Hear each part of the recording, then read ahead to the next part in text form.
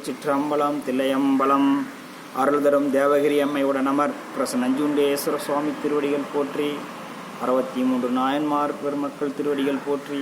ஞானாசிரியர் பெருமக்கள் திருவடிகள் போற்றி. நால்வர் பெருமக்கள் திருவடிகள் போற்றி. 108 நாட்கள் தொடர் சொற்பொழிவாக திருமந்திரம் உணர்த்திய சிவனை என்ற தலைப்பில் ஒரு பயிற்சி வகுப்பு பேசி வருகிறோம். திருமந்திரம் 3000 பதிகங்களை கொண்டது.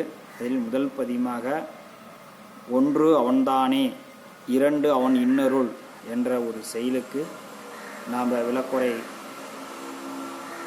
விளக்குறை அந்த ஒரு முது பதிகத்துக்கு நம்ம வருங்காலத்தில் பார்க்க போகிறோம். 1 அவன்தானே அப்படின்னு சாமி சொன்ன அந்த ஒரு சொல்லுக்கு திருஞான சம்பந்தர் என்ன சொல்லியிருக்கிறாரு, நாவுக்கரசு பெருமான் என்ன சொல்லியிருக்கிறாரு, அதே மாதிரி சுந்தரமூர்த்தி நாயனார் எங்கெல்லாம் 1 அவன்தானே அப்படிங்கிற ஒரு சொல்லுக்கு எங்கெல்லாம் சொல்லியிருக்கிறாரு, அதே மாதிரி மாணிக்கவாசகர் பெருமான் எங்கெல்லாம் 1 அவன்தானே என்ற வார்த்தைகளை, அதை சார்ந்த வார்த்தைகளை சாமி ஒருவர் தான் அப்படின்னு எங்கெங்கெல்லாம் சொல்லியிருக்கிறாருன்னு நம்ம வருங்கால வகுப்புகளை நாம் கொஞ்சம் நூல் குறிப்புகள்லாம் என்னால் இன்றைக்கி எடுக்க முடியல.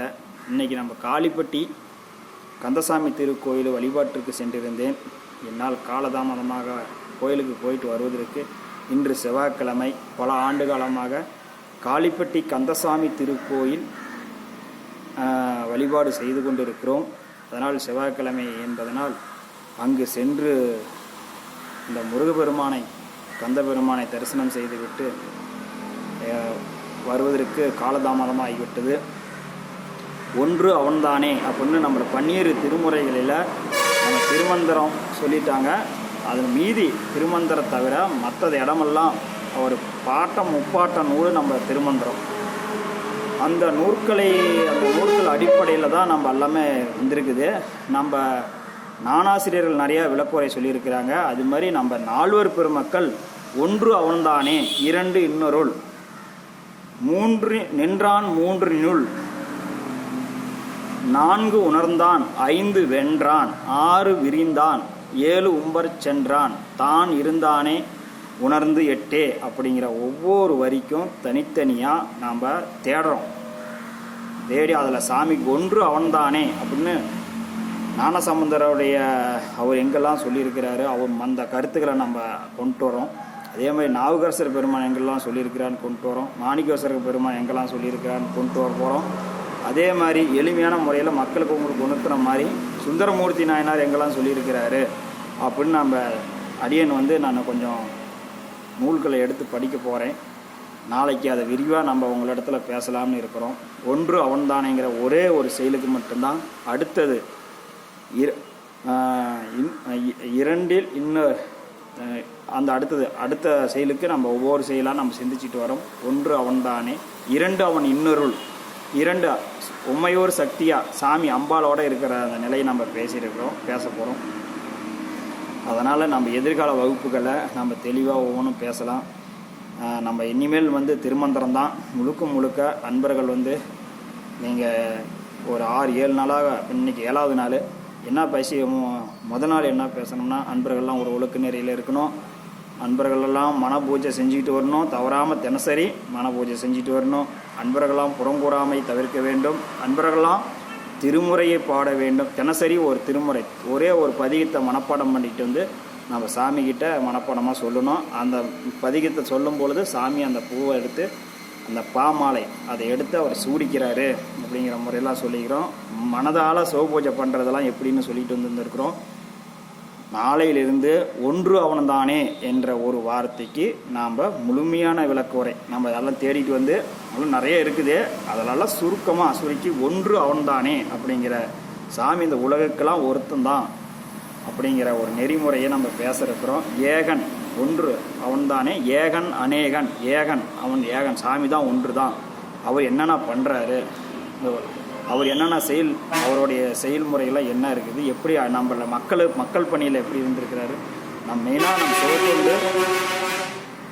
சிவத்தொண்டுகள் நம்ம செய்யும் பொழுது கடைசி நிலையாக நம்ம எல்லோரும் நம்ம கற்றுக் கொடுத்ததை எல்லாமே மக்களுக்கு நம்ம சொல்லணும் அப்படிங்கிற இதுதான் நம்ம திருவூர் நம்ம கொடுக்குறாரு. அந்த திருவருளில் மக்களுக்கு கொண்டு போய் சேர்த்தணும். நமக்கு கொடுத்த திருவருள் மக்களுக்கு, பாமர மக்களுக்கு கொண்டு போய் சேர்த்தணும். அந்த பணிகளை சிறப்பாக செய்யணும். நீங்களும் தொடர்ந்து வாங்க. நாளையிலிருந்து ஒன்று அவன்தானே என்ற ஒரே ஒரு அந்த வார்த்தைக்கு 2 இன்னொருங்கிறது அடுத்த நாள் அதை தேடிக்கிட்டு வந்துடுறேன். ஒன்று அவன்தானேங்கிறது பாமர மக்கள், அடியார் பெருமக்கள் புரிஞ்சிக்கிற வண்ணம் ஞானாசிரியர்கள் என்ன சொல்லியிருக்கிறாங்கிறத நம்ம நாளைய வகுப்பிலிருந்து சந்திக்கலாம். வாய்ப்பு இருக்கும் பொழுதுதான் காளிப்பட்டி கந்தசாமி திருக்கோயிலுக்கு போயிட்டு வாங்க. தயவு செஞ்சு அனுபவத்தை நான் சொல்கிறேன். இதை நான் என்னை சார்ந்த அன்பர்கள் ஒரு 50 பேர் காளிப்பட்டிக்கு செவ்வாய்க்கிழமை கண்ட போகிறாங்க. அப்படி செவ்வாய்க்கிழமை போக முடியாதவங்க மற்ற நாட்களில் அந்த வாரத்தில் போயிட்டு வந்துடுறாங்க. மிகப்பெரிய ஆற்றல். உங்கள் விஷப்பூச்சிகள் எல்லாம் வீட்டில் இருந்தால் அந்த காளிப்பட்டி அந்த திருநீருங்கிறது ஒரு மந்திர சித்தி பெற்றது. அந்த திருநீர் கொண்டாந்து நம்ம வீட்டில் நம்ம ஒரு இடத்துல வச்சுருந்தோம்னா அங்கே பாம்புகள், பூரான், இப்படி விஷப்பூச்சிகள் எல்லாம் நம்ம வீட்டு பக்கமே வராது. மாடு பால் கறக்காமல் சூழ்நிலையெல்லாம் தவிக்கும் போது மாடுகளுக்கு ஏற்படும் நோய், இது மாதிரி நோய்கள், கண்திஷ்டிகள் அதெல்லாம் நமக்கு வீட்டில் வராது. மெயினாக மனிதர்களுக்கு கண்திஷ்டி நிறையா இருக்குது. அதுவும் ஆன்மீகத்தில் நிறையா கண்திஷ்டிகள் இருக்குது. நாம் அந்த கண்திஷ்டிகளை நம்ம அசால்ட்டாக நினச்சிக்கிறோம். அதுதான் ஒவ்வொருத்தரையும் பாதிக்குது. ஆன்மீகத்தில் ஒரு சில பேர் கண்ணை உருட்டி பார்த்தாங்களாவே எவ்வளோ பெரிய நம்ம சிவபெருமான் திருவூரில் இருந்தாலும் அந்த அவங்களுடைய நட்சத்திரப்படி அந்த கண்திஷ்டி நம்ம பாதிக்கும். கொஞ்சம் கண்திஷ்டி அவங்க பார்வை சரியில்லாதவங்கள்ட்டெல்லாம் நீங்கள் கொஞ்சம் பேசுகிறத குறைச்சிக்கிட்டு நல்லது தான். அவங்க உருட்டி பார்த்துட்டாங்களா வேலை முடிஞ்சிருச்சு. அவங்க பொறாம குணத்தில் அவங்க நிறைவேறாத ஆசைகள் எல்லாமே அப்படியே அந்த மனத அழுத்தத்தில் அந்த கண் பார்வையில் வெளிப்படும். கண்கள் இந்த உடம்புல இருக்கிற அந்த பொறாமை குணங்கள் அத்தனையுமே, பொறாமை குணங்கள், அப்புறம் கோபம், நிறைவேறாத ஆசைகள், இப்படி உடம்புல மைனஸான பாயிண்ட்டுகள் அத்தனையுமே அவன் கண்களை அந்த கண்ணில் அப்படியே விஷம் மாதிரி சேர்ந்துருக்கு. அது அவனுக்கு அவன் அப்படி ஏங்கி பார்த்துட்டானோன்னா அவங்கள மிகப்பெரிய பாதிப்பு ஏற்படுகிறது. நம்ம ஒரு பசுமாடு உலகத்துக்கே பால் கொடுக்குற ஒரு தாய். அந்த பசுமாடு தாய் தான் குழந்தைக்கு தான் பால் கொடுப்பா. ஆனால் பசுமாடு எல்லா ஜீவராசிகளுக்கும் நம்ம பால் கொடுக்குது. நம்ம முக்கால்வாசி குழந்தைய நம்ம வளர்த்துறதே பசுமாடு கொடுக்குற பாலில் தான் வளர்த்துக்கிட்டு இருக்கோம். அப்படிப்பட்டது அந்த பசுமாட்டோடைய மடி அந்த சில பேர் கண்களை பார்த்தாங்கன்னா அந்த மடி கட்டிக்கும், பால் சுரக்காது அடுத்த நாள். கருணை உள்ளம் படைத்த அந்த பசுமாட்டு மடியே கட்டுறாங்கன்னா அந்த மனிதன், இந்த பாலா போன மனுஷன் அது அப்படி பார்த்துட்டானா அந்த மடி நச்சு இருக்குதுன்னு பார்த்துட்டானாவே அந்த பால் சுரக்கிறத அப்படியே பால் இதாக மாறி போயிருமாம்மா. அப்படி கட்டி போயிடும். பாலே அடுத்த நாள் பேச முடியாது. அப்படி ஒரு கண் விஷம் உள்ளது. ஒவ்வொரு மனிதன் கண்ணும் விஷம். அந்த கண் பார்வை மிக மோசம். அது நம்ம சாமிகிட்ட கேட்டு, சாமி திருவருளில் கேட்டு, சாமியே ஆரவா இறைவா என் முன்னாடி இருப்பவங்க என் கண்ணால் பாதிக்கப்பட்டுறக்கூடாது, என்னுடைய பொறாம குணம் மற்றவங்களை பாதிக்கப்பட்டுறக்கூடாது அப்படின்னு நம்ம கண்ணு நமக்கு சரியில்லாத பார்வை. அதனால் கண் பார்வையெல்லாம் இறைவன்கிட்ட கேட்டு வாங்கணும். சாமி எனக்கு மக்கள் என் கண்ணால் மற்ற மக்கள் பாதிக்கப்படக்கூடாது. நிறைவேறாத ஆசைகள்லாம் விஷமாக மாறி இங்கே நிற்குது. அதனால் ஒரு பொறாமையாக பேசுகிறவங்ககிட்ட முடிஞ்ச வரைக்கும் நீங்களாம் தவிர்த்துக்காங்க. அவங்க நட்பே நமக்கு வேண்டாம்.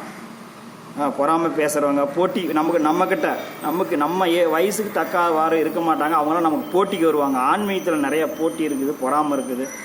அதெல்லாம் நமக்கு வேண்டாம். அதை தவிர்த்துருங்க. இது மாதிரி கண்திஷ்டிகளை கண்டு நீங்கள் தினசரி அந்த கந்தசாமி திருநீர் உங்கள் கண்திஷ்டிகளை குறைக்கிறது. சாமியோட திருநாமம் நஞ்சுண்டேஸ்வரர் நமக்கு எல்லாத்துக்கும் குருநாதர். குருநாதர் யாருன்னா நம்ம நஞ்சுண்டேஸ்வரர் தான். அவரை வழிபாடு பண்ணுங்க. அந்த கண்திஷ்டிகளை இருந்து தப்பிங்க. அதனால் சில அன்பர்கள் பொறாமை பிடிச்சி கொண்டீங்களாம் கொஞ்சம் பார்த்து, கொஞ்சம் வார்த்தைகளை அவங்க பேசும்போதே தெரியும்.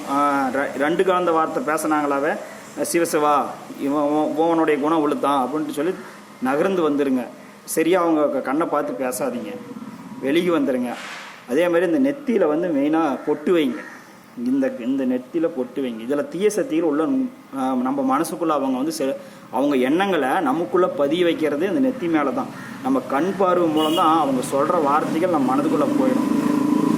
அவங்க நல்லதை சொன்னால் தப்பு இல்லை. தவறான கருத்துக்களை வந்து பதிவு வச்சுட்டாங்கன்னா நம்ம கண் வந்து நம்ம உடல் பாதிக்கப்பட்டுரும், நம்ம மனக்கோயில் பாதிக்கப்பட்டுரும். அதனால் பார்த்து பழகுங்க. கண் டிஸ்டி பண்ணுற ஆளுங்களோட பழகாதீங்க. அதனால் பசுமாடுக்கு அது மாதிரி நேரம் பொழுது நாம்ளாம் எங்கே திமுல. அதனால் தயவு செஞ்சு எல்லாம் பார்த்து உஷாராக இருங்க. அப்பப்போ கண் டிஸ்டிகள் அந்த காலத்தில் மிளகாய், உப்பு, அப்புறம் அந்த முச்சந்தியில் இருக்கிற மண் இதெல்லாம் அள்ளி போட்டு எங்கள் அம்மா எனக்கெல்லாம் சுற்றி போடுவாங்க அந்த காலத்தில். அது மாதிரி இன்றைக்கெல்லாம் பெரியங்க காலத்தில் அப்படிலாம் செஞ்சுக்கிட்டு இருந்தாங்க. அந்த கண் டிஸ்டிக் இருக்கும் மிளகாயெல்லாம் அடுப்பில் போட்டால் அப்படியே ஒரு வாசம் கூட வராது. அத்தனை மிளகாய் அள்ளி போட்டு தலையை சுற்றி அந்த நெருப்பில் போடுவாங்க, காரமே வராது. அந்த அளவுக்கு நம்மளுடைய கண் டிஸ்டிக்கில் ஒரு புது ட்ரெஸ்ஸு போட்டுக்கிட்டு போனோம்னா பார்வை கோளாறுகள் ஏற்படும். இது மாதிரியெல்லாம் சாமிக்கே தேரில் சாமி போகும்போது அந்த தேவதைகளுக்கு முறையான ஒரு நிவேதம் கொடுக்கலைன்னா சாமி தேரியே ஒரு 2 முறை டீச்சில் இறக்கி விட்டுருச்சு. அது மாதிரி சாமிக்கே அது மாதிரி கண்டிஸ்டிகள் படும்பொழுது நம்ம இந்த சாமியை சுமந்துட்டு இருக்கிற அந்த தேர் உடம்புங்கிறது ஒரு தேர். இந்த தேர் நம்ம எப்படி இழுக்க முடியும்? அதனால் கண்டிஸ்டிகளும் தப்பிங்க. அதே மாதிரி காளிப்பட்டிக்கு வாய்ப்பு இருக்கும்போது தான் போங்க தயவு செஞ்சு. அது மிகப்பெரிய அற்புதமான கடவுள். உங்கள் பிரச்சனைகள் எல்லாமே அங்கே தீரும். வாரத்தில் ஒரு முறை போய் அந்த கந்தசாமியை பார்த்துட்டு வாங்க. உங்களுக்கு நல்ல ஒரு ஸ்தலம், கண்கண்ட தெய்வம், அது போய் பார்த்துட்டு வாங்க. அது வந்து உங்களுக்கு நல்ல வழிமுறை. நஞ்சுண்டேஸ்வர் தான் அவங்க அனுப்பி வைக்கிறாரு. காளிப்பட்டிக்கு அனுப்பி வைக்கிறதுலாம் நம்ம நஞ்சுண்டேஸ்வர் தான் அனுப்பி வைக்கிறாரு. நிறைய அன்பர்கள் போயிட்டுருக்கிறாங்க. வாரம் ஒரு முறை நீங்கள் போயிட்டு வாங்க. செவ்வாய்க்கிழமை கண்டா உங்கள் என்ன செவ்வாய்க்கிழமை பிடிச்சா செவ்வாய்க்கிழமை போவாங்க, வெள்ளிக்கிழமை பிடிச்சா வெள்ளிக்கிழமை போவாங்க. சஷ்டி இது மாதிரி நாட்கள்லாம் நீங்கள் போய் அவரை வழிபாடு பண்ணிட்டு வாங்க.